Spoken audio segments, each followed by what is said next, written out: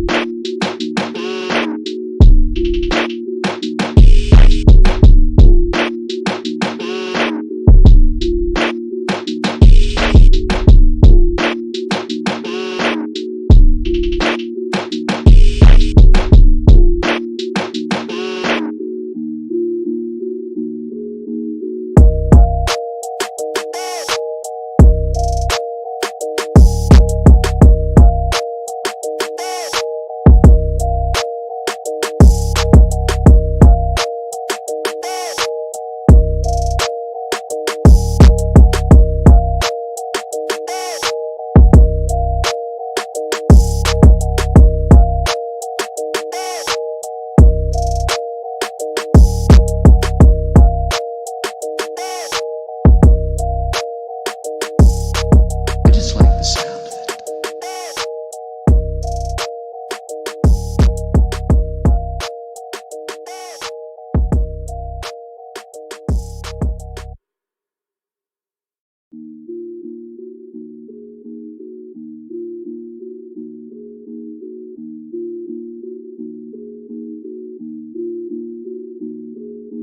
I just like the sound of it.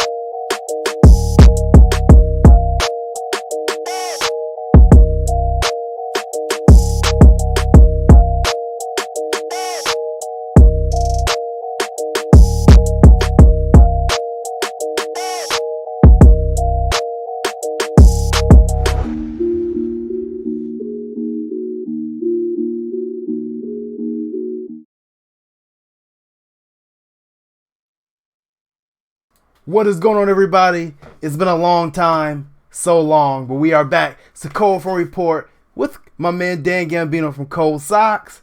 We got a lot to talk about. Fred Kilmartin, Clayton Garrett, we here.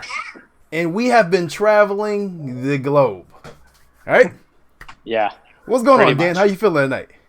I'm good, man. Glad to be back in Florida, even though I brought the rain home with me. We had a great time in Buffalo. It was great seeing all you guys at the events. And, just glad to be back on your show. And we are definitely going to talk about the events tonight because, wow. Fred Kilmartin? OTA just wrapped up, getting ready for a mandatory mini camp. But yeah, like Dan said, we had some great events going on up in Buffalo.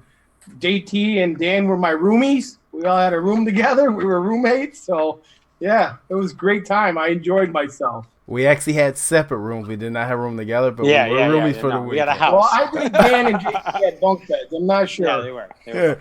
Clayton Garrett, what's going on, my friend? Not much, man. It's been a busy handful of weeks, but I'm glad to be back on the live show, ready to talk some football. It's great to be back. Right. So OTAs is wrapping up.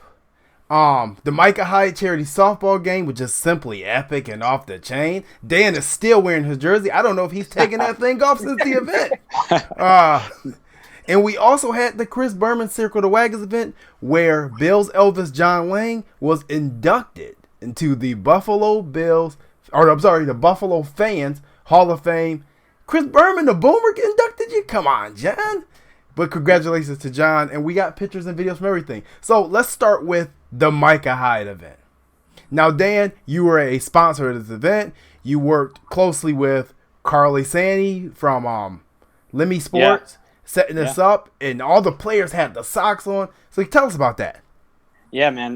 Carly Sanfilippo, she did a great job. She allowed me and my team and some of our close friends at Justition and Trainwreck to be a part of this. She asked me to help her out in the community and trying to figure out the Buffalo market. And man, it was a great event. It was awesome. I'm so glad that we had the opportunity to sponsor them. Even more the opportunity to hand Mr. Allen his home run derby trophy. But it was a great time. They're doing a lot of good in the community. The Imagine Youth Foundation, they give kids an opportunity to succeed in the classroom as well as in sports. And any time that I can be a chance, or we can be a chance, or Code Sox or Cold Front Report can be a chance, we want to make sure that we give that opportunity and be a part of it. And it really was a amazing experience. It taught me a lot. I mean, let's think about it. We haven't had an event like this, and Fred, you're our elder in this group, and you probably remember the Jim Kelly softball games that you used to have every single season. Yeah. And we haven't had something like this in a long time. I mean, just how incredible was it? I mean, it was a great time. I mean, I'm not going to lie to you. I mean, I enjoyed being out there. I'm appreciative of Dan Gambino giving Cold Front Report an opportunity to be involved with this event. And, it was kind of great to see the players. And I had said that to Micah Hyde. Great that you guys were out here showing some support to the area. Everybody in the area community actually was embracing everything that they were doing. Every player that was out there was great. They had smiles on their faces. They were having fun. And that's what it's about, giving back to the community.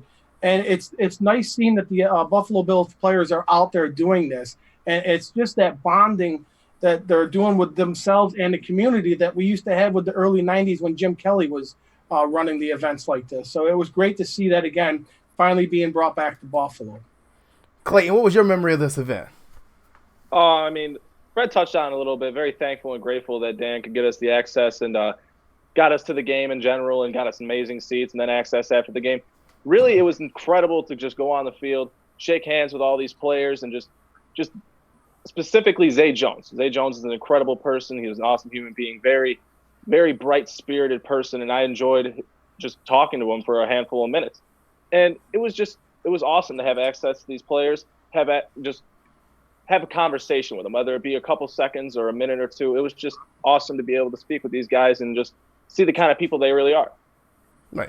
And then we also had Chris Berman. I mean, Chris Berman actually had a great plug for Cold Socks. If you have not seen the new Circle the Wagon sock from Dan Gambino and Coles, I mean, you guys are missing out. What an incredible sock. And Boomer loved it. Boomer loved it. What a great guy he was. Yeah, he did. It was a good moment for when he grabbed it. He looked at it and said, "Wow, man, this is awesome." He gave us a plug. We'll be putting that out soon. Got to get my laptop back, kind of hard drive dying, but we'll get there. But yeah, that was an awesome experience as well. We met a lot of people who do a lot in the area, so it was definitely an eye opener to show that there are a lot of people in our area that care and that want to make a difference. And once again, big congratulations to Bills Elvis John Lang, who was inducted to the Buffalo Fan Hall of Fame. Well deserved. A lot of years, a lot of cold weather, a lot of losses, and no matter what, he was banging his guitar. No matter what. So, definitely. And I'll tell you what, if you guys are at the Bills games and you go by section 125 down at the bottom row, John Lang's there every game. Go down there, say hi to the guy, take a picture with him, hold the guitar. He's great with fans. He's just a great guy all around. Very well deserving to see him in the Fans Hall of Fame this year. Very well deserving. No. Yeah. He had his kids with him. He had his wife with him. We met the wagon master, Yes. who had been going to games since inception of the Buffalo Bills. He missed one game in his whole life, one home game because of a heart 54 attack. years of season ticket holder. 54. That got to be some type of record, man. But no, it was a great weekend. But the Bills are back, and so are we. And they strapped up the pants this last 2 weeks, and Josh Allen has looked very, very good. So, the biggest report of the week has been obviously Josh Allen's studying film with none other than Bills great and Hall of Fame quarterback Jim Kelly himself. So, there's variations of no-huddle offense we're installing. That we're hearing. We're hearing that he's going over old Bills Super Bowl film to how Kelly ran certain things. What could this be? Fred, I'm going to come to you. What do you make of this? Well, I think it's another avenue that Brian Dable's actually looking into, giving Josh Allen more say on the offense, giving him more of a command of the offense, so to speak. And if you remember, it was the early '90s. Actually, the Bills had lost the AFC Championship game to at the time the no huddle Bengals that were run by Boomer Esiason and Sam White. So after that loss, Marv Levy and Ted Marchibroda are the ones that actually instilled this, and they were the first NFL team to run a no huddle offense. For Jim Kelly, but Right. Keller. So a lot of the coaches and the teammates of his used to call him Killer. So that's where the K-gun no-huddle offense came into place. And all it is that you line up your offense, you have a quick huddle closer to the line of scrimmage, and you can call your own plays out of the huddle. So I think this is something that if the Bills look into it, maybe gradually get into for certain situations on the field, whether goal line or, you got the defense on the ropes as far as they're looking for to get a breather, and you keep running on these guys. So this is going to be a good thing because Josh Allen's a very smart quarterback, and this kind of fits his bill. I have a theory on this, and it doesn't have to do with Jim Kelly. But I'll get into that. Clayton, what you got, man? Like Fred touched on at the end of his point, they're going to start gradually working into it. And I believe what they're doing right now is starting to lay a foundation and the groundwork to gradually work into it in the middle of the season, maybe after 6 to 8 weeks, and they start running it and placing it into their game plan on a weekly basis. Now, where it becomes really interesting is, like JT touched on just there, it doesn't really make me think of as Jim Kelly as much as it does Brian Daboll. Because Brian Daboll, he worked with the Patriots when the Patriots started integrating a similar no-huddle offense into their weekly game plans. And a no-huddle offense can sometimes hide the quarterback's insufficiencies. You give him 3 or 4 plays of different variety, and I believe if the Bills were to try and run something like this, it consists of zone reads, read options, and RPOs. And it's going to be those 3 plays to a different variety, whether it be formations or what the read is and whatnot. And I believe they're really going to start laying the foundation this year, and maybe come 2020, they're really going to let it go full go with Josh Allen. Right. Dan, what do you got? 2013 New England Patriots versus the Buffalo Bills. They ran the same play for 17 straight plays. Does everybody remember that? Yes. Right. Yeah, we all do. I think we can do the same thing with this personnel that we have. We have Frank Gore backing up LaShawn McCoy. We have 2 running backs that know how to read a defense. We have 5 linemen that can read a defense. We have a center that can read a defense now. Josh Allen is primed to make a jump this year, and I think the no-huddle will help him tremendously. All of the knowledge in the room this year is going to help them run and execute this. Kroom is looking big. I was seeing him at the softball game. I didn't realize how big he was. Yeah. He's like a linebacker. He is a big dude. And if we can find him open, look out. Because now you just took the middle away. Now those safeties have to worry about him in the middle. You got stretches on the outside. You got backs that can catch the ball out of the backfield. I think the no-huddle would be perfect. But I think it will be good between the 30 and the 30. That's how the Bills used to run it. They used to run it from the middle of the field on until they got inside the 20. And then you would see them start to huddle. So I think it'll be a good thing. It's going to be a wait and see, though. I don't really. The jury's still out on Dable. That's my opinion.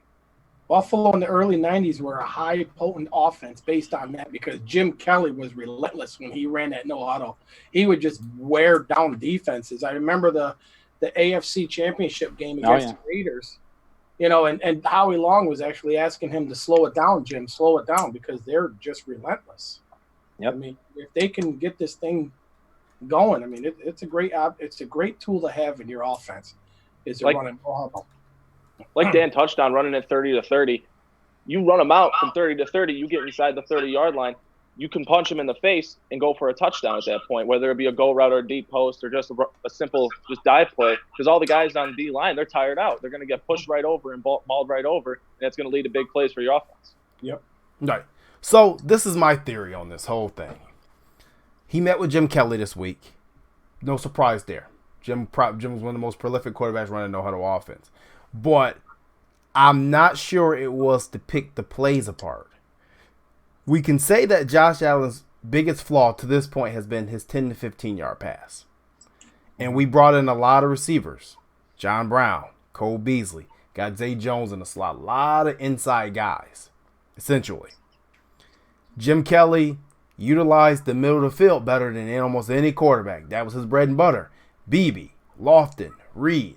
All these guys in the middle of the field. I mean, you're talking about the middle of the field in an era where you did not want to cross the middle of the field. You may not walk up. You may not walk again.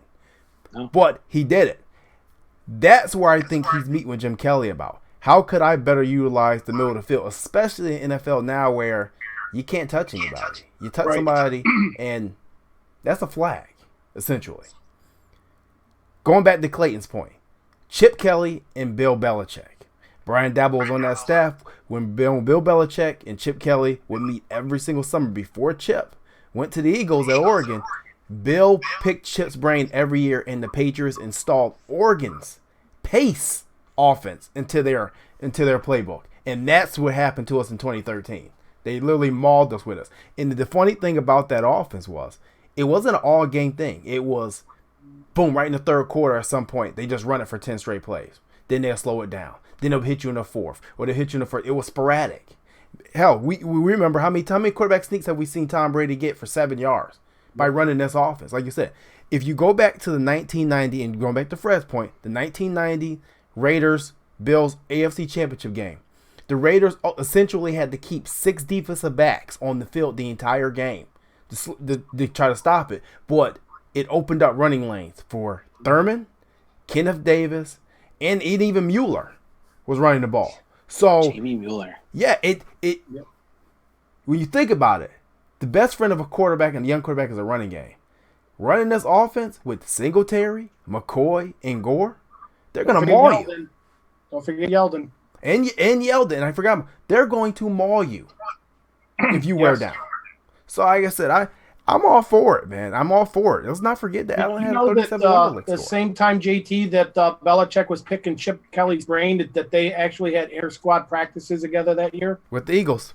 Well, that's when he came to the NFL, yeah. But he met with Chip Kelly 3 years in a row, every offseason, while he was at Oregon. Yep. So it's going to be interesting, man. There's definitely going to be some changes in Buffalo. I mean, I don't think you're going to see the same Buffalo offense we've seen in the last 15 years.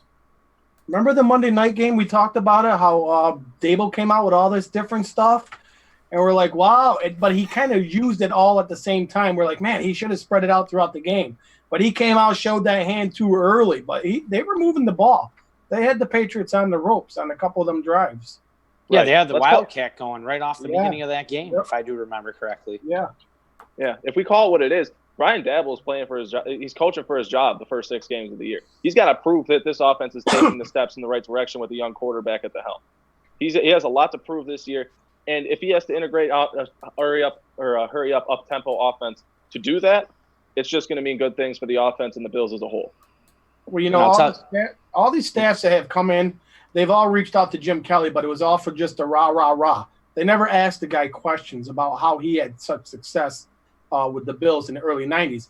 And you got to remember, Jim Kelly, he wasn't that accurate either coming out of college. Everybody knew he had a big arm and he could throw the ball, but he wasn't that accurate. And then once him and Andre Reed got on the same page, and they were hitting them crossing routes, short 10-yard crossing routes underneath. That's when they really started excelling in that offense. Dan? I'll tell you guys what, if anything is to show that the product on the field is going to change, it's the culture change. I was lucky enough to stand next to McDermott during the home run derby, and boy, just talking to him was awesome. I had said to him, we are really appreciative as fans for the culture of the kids that are on this team, because let's call it what it is. We've got some young people on this team, but he's really taken that culture, and you could feel it when you were on the field. You could see the camaraderie with the defense. You could see the camaraderie with the offense. They were ragging on each other. They're just, it's like kids playing a game again. And it's not the me.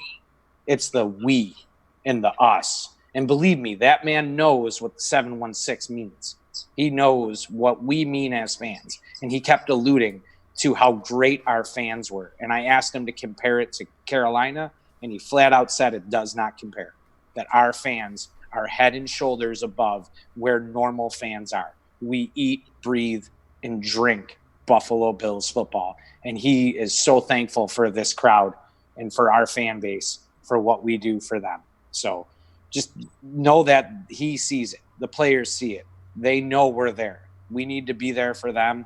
And I think it's going to be great this year. I really do. And you know what's nice about them guys having that camaraderie together, you know, they're all closeness. And Nick, if they can hold each other accountable. Yeah.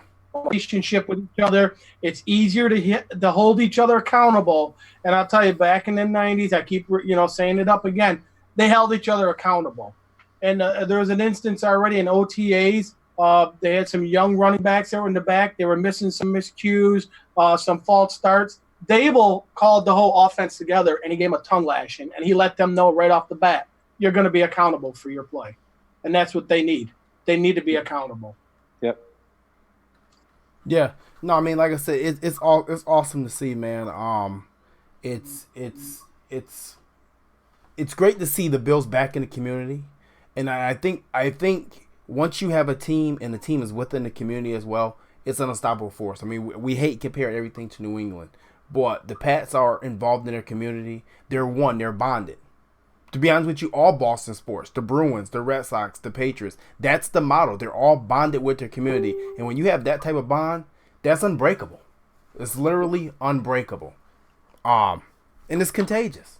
Contagious to every generation underneath that's coming up, watching, or a part of it. So it's great to see McDermott making sure that happens, because I don't think that happened in the past. Like we said, this was the first event like this since Jim Kelly and the boys, Thurman and Bruce and Reed. Yeah, public event. Yeah. First public event that's outside of their comfort zone. And it was really something to see. And the people that were there, I think there were, maybe 3,000 people in attendance, yes. JT? Would you say? It'll be 7,000 next year, at least. And it was nice to see McDermott there, to be honest with you. I didn't expect him to be there, quite honest. Oh, yeah, they had the equipment managers bring in their cleats. They had the equipment managers bring in their shorts. They had them all getting ready in the locker room. You know, they were signing stuff. They signed my son's picture, which was amazing, that he snuck his jersey in his bag for school, for his school picture. And the guy from Lamy Sports brought it down to him, and he stopped me on the side. Zay Jones actually FaceTimed with my son from the Diamond. Then Josh got on the phone with him. It was amazing to see the outpour of love from these guys for the fans and what they're doing in the community. And then they follow it up with Lorenzo Alexander doing stuff for West Her. And it's awesome to see them using their time that they could be spending with their family to give back to so many charities. It's awesome. The biggest thing that stood out to me was that little kid. I don't know if you guys remember. He got an autograph, and he was running around. He's like, I got his autograph. I got his autograph. Mom, I got his autograph. I was like, that's what it's about right there. Yep. That was so cool to see. That was story. Definitely, man, definitely. And I mean, a lot of the guys looked in shape. That was the biggest thing. A lot of guys looked in shape. Fred, you said about the workouts again. This is 100% again this year. Yeah, it's 100%. The OTAs. I mean, these are voluntary. These guys don't have to be here, but they've been here. Everybody's been here. I mean, even the ones that were injured, they were here. Mitch Morris, Cole Beasley. The only one that has missed any time was John Brown, and he had an excuse, but he was right back there. And you didn't really see that in the other years. I mean, but with McDermott being there, these guys want to be there. They don't have to be, but they're there. It's nice to see. It really is. That's how serious these guys are taking it. It's a win now. Yeah, and if you're in Miami from July 4th to July 5th, they're doing a workout on Miami Beach. I will be there. My family will be there. But they're doing a workout. You could work out with the Bills on Miami Beach. Yeah. Like they're so accessible and cool. It's unbelievable. In today's day and age of people just wanting to be by themselves, these guys are out there doing it. It's really, really cool. Yeah, most definitely. One of the biggest things that we see happening with this team is just the change in overall mindset. When you hear Cody Ford talk, when you hear Josh Allen talk, when you hear anybody that takes the podium, Harrison Phillips, all three of those guys said this week, we were just ready to go. We were starving to play ball. Mm-hmm. That's something we haven't heard in years. You know, we heard the normal cliche, and you can read body language. Body language means a lot. And you can read normal body language back in the other years. Oh, yeah, we're glad to be back. And that was it. Now, these guys are ready to play some ball. These guys, I think if they could strap on the pads tomorrow and play 25 games in the regular season, they'd do it. Oh, yeah. And I'll tell you what, Jordan Phillips is a beast. Wyatt Teller is a beast. That dude is a man-child. He got big.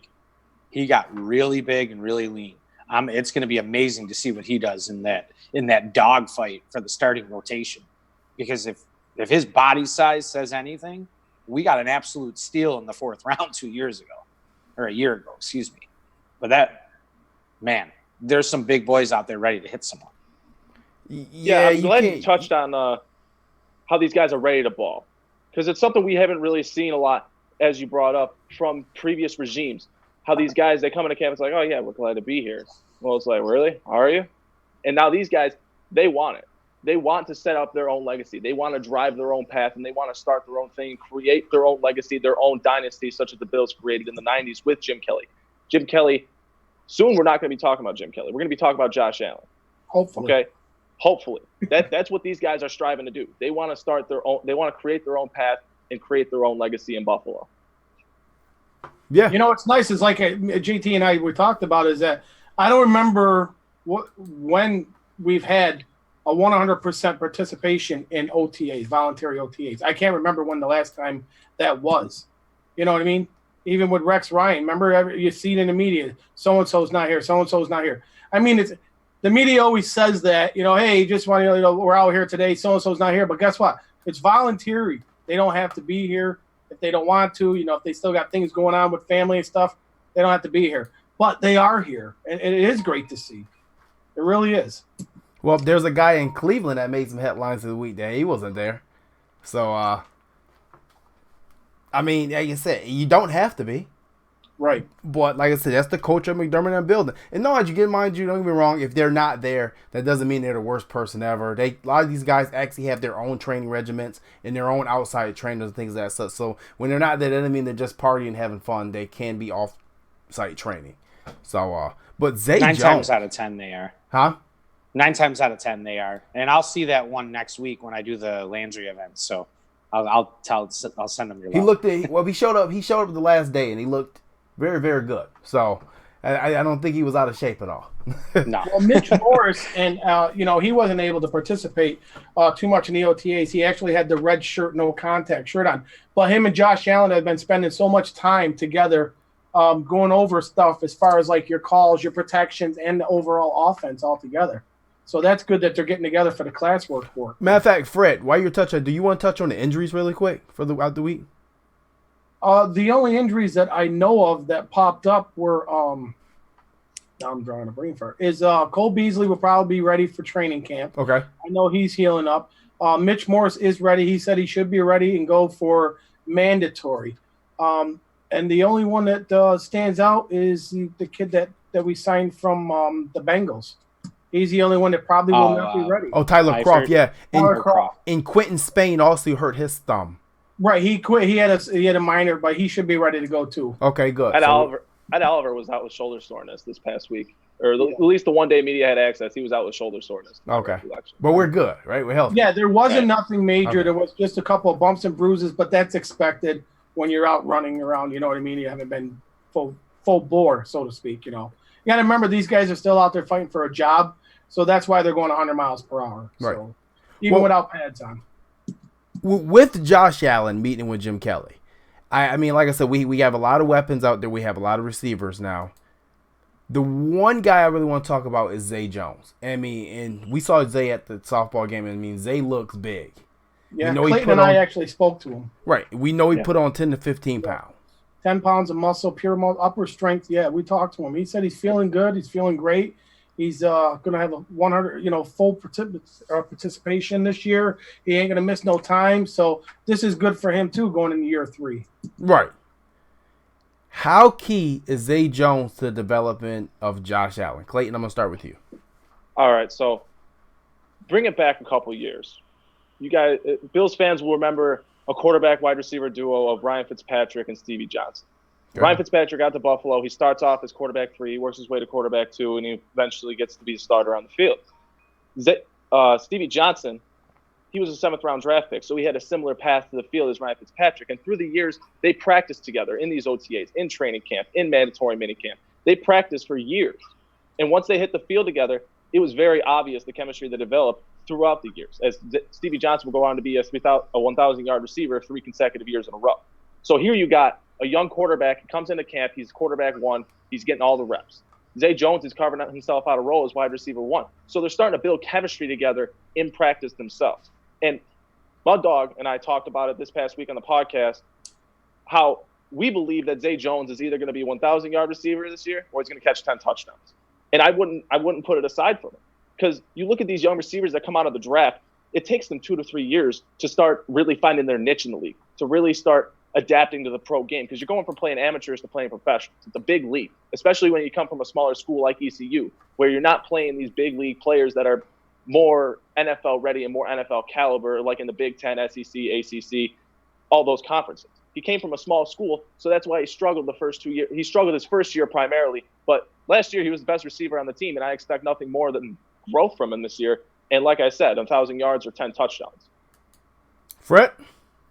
Yeah, I actually think that Zay Jones, I said this earlier on another podcast I was talking, I chimed in and I said that I think that Zay Jones is going to have a breakout year. And like Clayton had said, the reason why is because it takes at least 3 years for these young receivers to find their way, so to speak, because these corners that they go up against, they know all the tricks. They know how to use their hands. They know how to push off. They know how, and they have to adjust to it. They got to adjust to the game speed. They got to adjust to the back is different. Right. Zay Jones caught 399 passes when he played for college. And one thing that stood out to me is that him and Josh Allen are developing a rapport. There was, I think it was week 2 of the OTAs, where Josh Allen had stopped to play. He was open, he threw the ball, he missed him or whatever. But Josh went over there, talked to him about it, and then was actually pretending he was the corner and wanted to see where Zay was going to make that break. So they got on that relationship. So now that he can see when he runs that certain route, I know looking at him when he's going to make that break. So that's stuff that you want to hear and you want to see, is that they're developing that trust with each other, and that's the biggest thing. I think that Zay Jones runs great routes, and I think with him building that rapport that he possibly could have a breakout year this year. All right, Zay Jones has Fred Kilmartin's stamp of approval. Dan? Well, I'm going to go on a different route, and I'm going to say that the addition of Beasley and Brown, and this might be a dark shot, but Duke Williams, and don't forget about Robert Foster. I think all of these guys coming into the room with him is going to make him stronger. He now has somebody that's actually going to be able to decipher game film with him. Who did he have before? Calvin Benjamin. We all know how that went. I'm not going to say I was in that room and what was said, but at the same time, you got 2 veterans now that have been around decent quarterbacks or good quarterbacks, whichever, that can give him some more tutelage. And I think him moving into the slot, I think he's going to develop a little bit more of a slot role than an outside role. Maybe him and Beasley both in the slot at some point in time. But I think him coming across the middle is going to help his game. We saw it at the end of the year. 2 touchdowns against Miami. Both were going across the middle or on the back of the end zone. So he's able to cut to the middle. And I think that's going to be a big part of his game. He did bulk up. He can take those hits. I really don't think personally that he's an outside receiver anymore. With the speed and what we have, he's going to develop into that inside crossing going across the middle. I'm sorry, Dan. Remember what I said, JT, about Zay that I noticed with him? Is he finishes his routes. And what I mean by that, he finishes his routes is because if they call for him to go across the field, whether Josh is in trouble or not, he's continuously going across it. He finishes routes well. And that's how a lot of last year, Josh was able to roll out and find him wide open because he was continuing those routes. And that's what you want out of your receivers, finishing your routes, not cutting them off short, but actually finishing them off. And people, that is why Fred Kilmartin wears the coach's visor. Yeah. Right? No, but I agree with everything you guys said. It's going to be very interesting. And like I said, adding the no-huddle offense, and they are adding people. This is not a trial thing that they're doing. They're implementing. So it went from, I think, on Tuesday to, they're meeting with Kelly and studying game film to Thursday that, hey, they're implementing this offense. Another thing you have to worry about is Josh Allen's legs. When you get a tired defense, you forget assignments. You miss assignments. You make mistakes, mental mistakes. And we saw last season, ask Kiko Alonso, that a real bad mental mistake is forgetting to spy Josh Allen or taking a sidestep the wrong way, because if you do, he's gone. Yep. He's gone. So I think that plays another part of it. And the one thing that Jim Kelly never had with the no-huddle offense was the mobility, like Josh Allen. So you add that with it, you have a huge problem. Huge. Just being honest. But there's one more topic we want to get to tonight before we take off. There's a defensive back battle going on. And we know defensive back, that is, first of all, that's McDermott's territory. Okay? That's his position of expertise. And he's going to make these boys play. I mean, I don't care if it's voluntary workouts right now. When McDermott's out there with the DBs, that means that the competition is on now. Mm-hmm. It's on right now. And there's some stock ups and some stock downs. Everybody was happy to see EJ Gaines come back. You know, he played very well with Trey White, Jordan Poyer, and Micah Hyde a couple years back. But right now, he's struggling in voluntaries. And Kevin Johnson, who we said a long time ago could be a steal, Kevin Johnson is a former first-round pick. You don't just go in the first round by chance or luck unless you're just a really fast receiver and Al Davis that drafted you. That's a different story. All right? James Chet. Yeah. Cough. Darius Hayward-Bay. You know, that's a whole different ball game. But Kevin Johnson is a long-range cornerback who actually, when he played in Houston, he was healthy, was productive. And Levi Wallace is stepping up. Levi Wallace was also at the softball game, and he has bulked up a little bit himself from last year. What do we make in this competition? Clayton, I'm coming to you. I think at the end of the day, at cornerback specifically, you're going to keep 5 players. You're going to keep your Trey White. You're going to keep Levi. You're going to keep Kevin. You're going to keep Teron. You can't forget about Teron Johnson. He was dynamite in the slot last year. And you're going to keep EJ Gaines. And I think EJ is going to work his way on the field in training camp. Because your best ability is availability in this league. And it's the same old come this so far with EJ Gaines, because he's been a healthy scratch so far the last couple weeks in camp. And you see how Kevin Johnson is taking that opportunity of EJ Gaines he's not participating. He's taking that opportunity and he's showing out in camp. He's giving the coaches a reason to notice him. And Kevin Johnson, I feel very confident with this quarterback room, because you got 3 guys. You know, you got small frame Levi Wallace. You got Kevin Johnson, who has injury history, and EJ Gaines, we know his injury history. You got those 3 guys. If we don't have those 3 guys, I'm much more worried about our cornerback room. But I'm very confident you can get 16 games out of those 3 guys collectively, which is why they'd all make the roster and they'd all be valuable assets at some point this season. Dan? Where to start? I think Johnson's going to be awesome. I think he's going to be a great addition. I think they all play a role. I think Gaines is going to be the one that gets cut out based on what we know right now. You're carrying 4 running backs at this point. You're carrying how many linemen? We have 13 of them. So carrying 5 to 6 or 7 DBs, that's going to be tough to do. It's all going to depend on what we look like on the offensive side of the ball to say how many corners we keep. Fred? I think the problem right now is that you got a lot of young talent on this team, and a lot of them are playing hard. They want to be out there. They want to win. And the problem with Gaines is, like, he can't stay healthy. He could be the odd man out on this. Right now in OTAs, he's definitely struggling out there. He's still a little nicked up, I believe. And his job probably is, it's not secured as you would think. But we definitely need another big body corner on the other side of Trey White. We know that Trey White's got his side locked down. We're running into the last couple of years. I was actually a fan of Ryan Lewis. He played a couple games, and then all of a sudden he wasn't on the roster, or he wasn't dressed, rather. He was on the roster but not dressed. I actually liked him. Teron Johnson, I mean, this kid, I can't say enough about him. He was injured, banged up a lot last year, but every game he was dressing. He came out. He played that nickel position well. And it's going to be an interesting battle. There's quite a bit of battles going on in the OTAs, and once we get going to mandatory and then training camp, these battles are going to be very interesting. You might want to keep close tabs on these DBs, though. See who rises at the top once the pads are on. Dan just brought up an interesting point, and this is a question that I've been asking in my head for 2 weeks. I go crazy on my own, and I'm thinking to myself, how many receivers do we carry on this roster? Because, like I said, you made the point of we have 4 running backs right now, and I happen to think one's going to be gone, and I won't surprise me if it's the guy in RB1 spot. To be honest with you, No. Hey, no. Stranger things have happened. No. But I wonder how many receivers we carry, because somebody has to go. And Ray McCloud has looked I'm going to single him out, has looked very good so far. He bulked up, he looks healthy, his routes are crisp. I mean, obviously this is shorts right now, but he's looked very good. But do we factor in Andre Roberts into the receiving core, or are we using Andre Roberts sort of how we had Joe Webb, where it's like, okay, you don't really have a defined position, you just kind of have a roster spot. Dan? I don't think you can.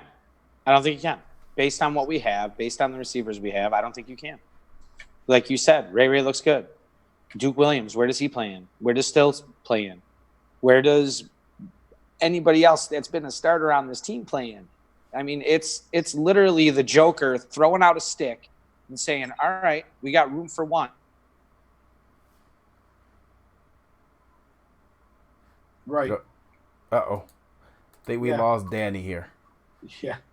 But no, I know what he's saying. I mean, you look Mackenzie in there, and you still got Sills, you got Ray, Zay. I mean, we still got a lot, but you got to remember, we need players for special teams as well. That was one position that we struggled at last year, special teams. So that's where you're probably going to see some of these receivers, maybe the young receivers.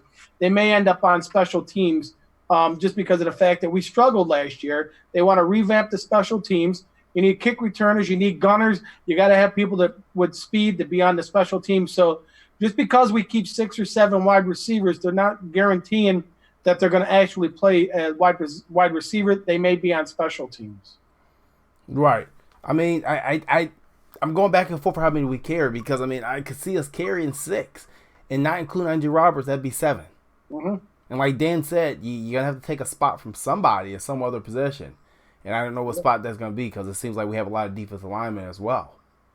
I don't know, man. I don't want to lose any of these guys. I mean, can we all admit to this? Like, this is the first year I'm like, this guy can go, that can. I don't want to lose any of these guys. I really we still don't. got some of these guys have practice squad eligibility too. Yeah, but I don't think a lot of these guys are going to make it on the practice squad. Right. Well, Ray's still available too. He could go up there. Don't forget about Isaiah McKenzie. Right. Can't forget about Isaiah McKenzie. Yeah. There's 4 guys at the bottom of this wide receiver room that are fighting for that last spot if we're going to carry 7 guys, including Andre Roberts. It's Ray, Isaiah, Duke, and Sills. And I believe it's whoever's going to carve out that role on special teams, like Fred mentioned. Who's going to carve out the role as the gunner? Is it going to be Ray Ray? Ray Ray never played Gunner last year. Right. Isaiah, he was primarily a punt returner until he started dropping the kicks. And then Sills and Duke, they're both coming in similar situations. Duke fell out of the league at one point, went to the CFL and balled out. And David Sills was a very underrated receiver, didn't get drafted. They both have similar builds, similar play styles. Those two could be in direct competition for that roster spot. It depends on who's going to get cut first and who's going to ball out first. And, this whole conversation might be irrelevant because maybe they're just going to keep 5. They're going to keep Zay. They're going to keep Beasley. They're going to keep John Brown, Foster, and Roberts. All right. That's a possibility. And we're going to take some questions out of the chat here. I'm going to read some of these comments here. Nick Lettieri, forgive me if I pronounce your name wrong.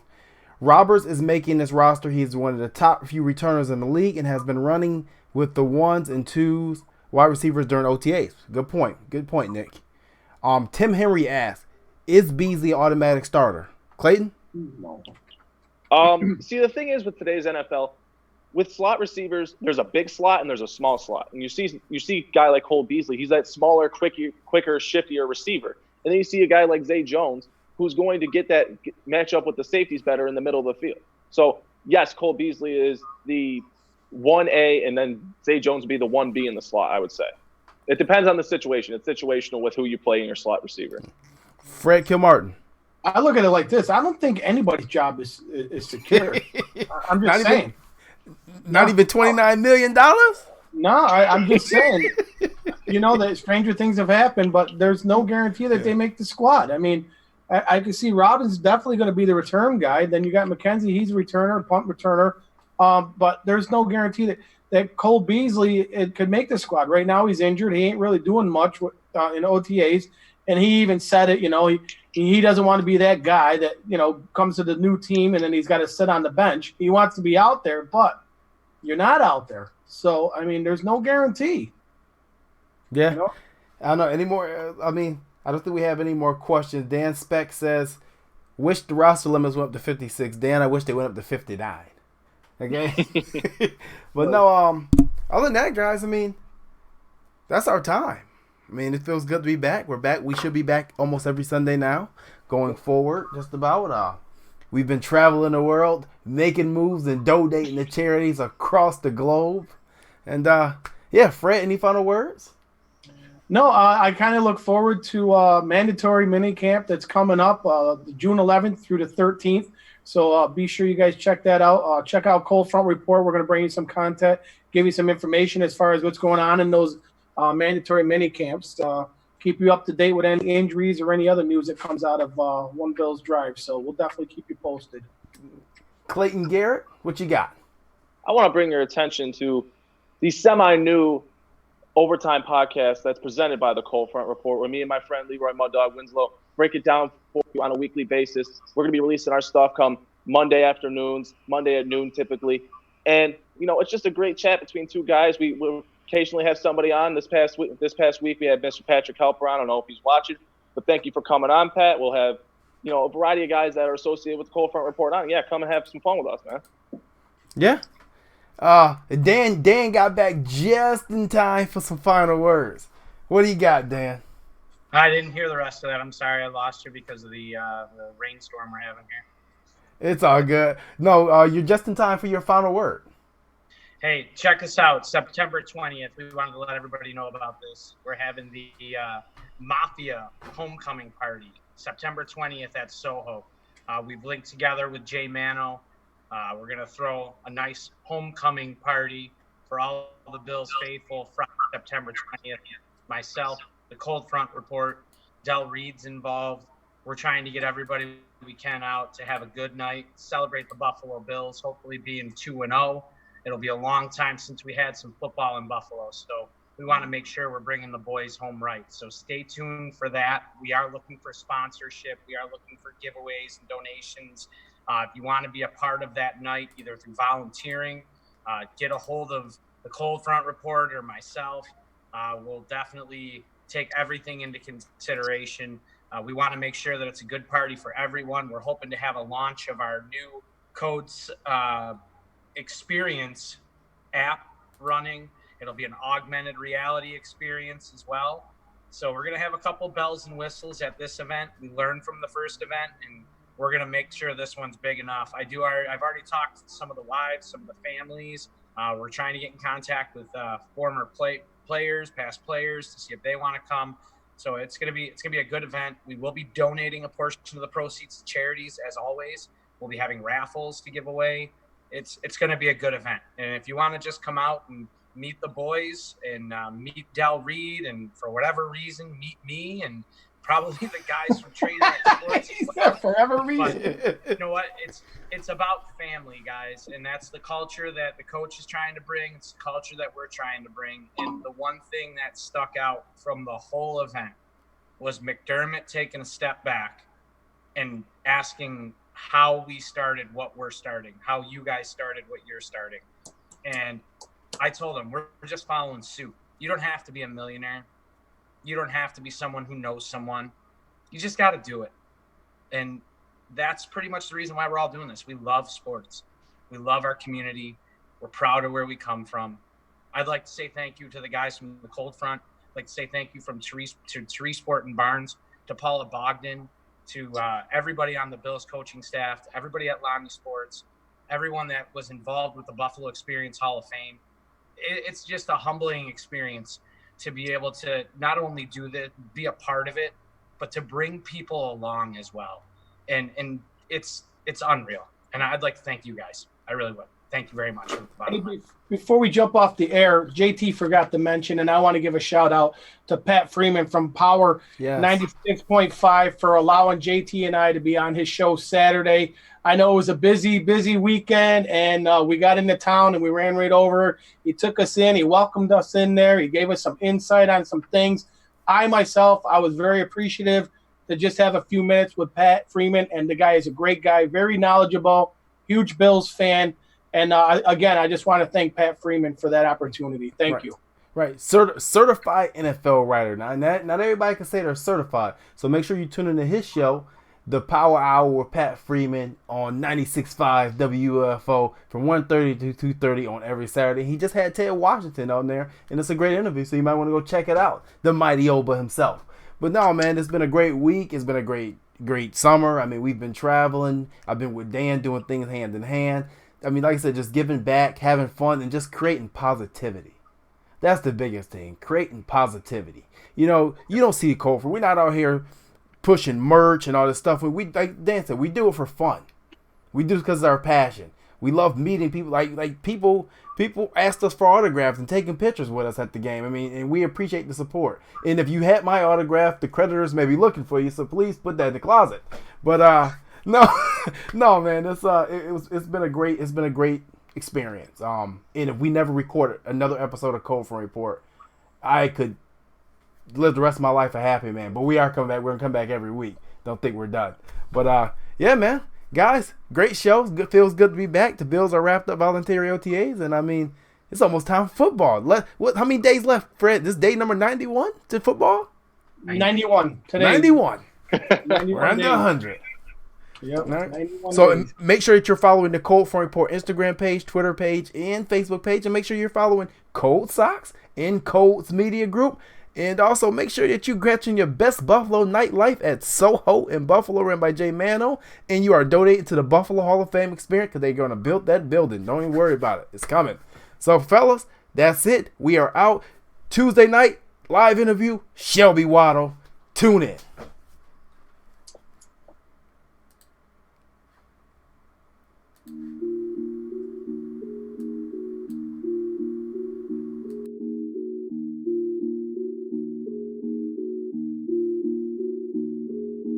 I just like the sound of it.